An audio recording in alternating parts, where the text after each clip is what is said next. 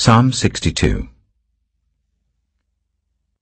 Truly my soul finds rest in God. My salvation comes from him. Truly he is my rock and my salvation. He is my fortress. I will never be shaken. How long will you assault me?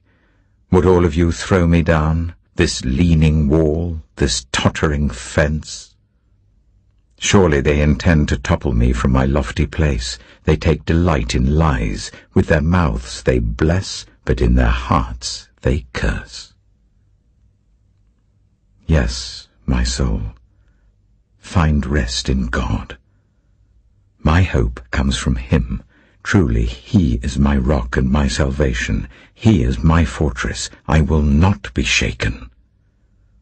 My salvation and my honor depend on God. He is my mighty rock, my refuge.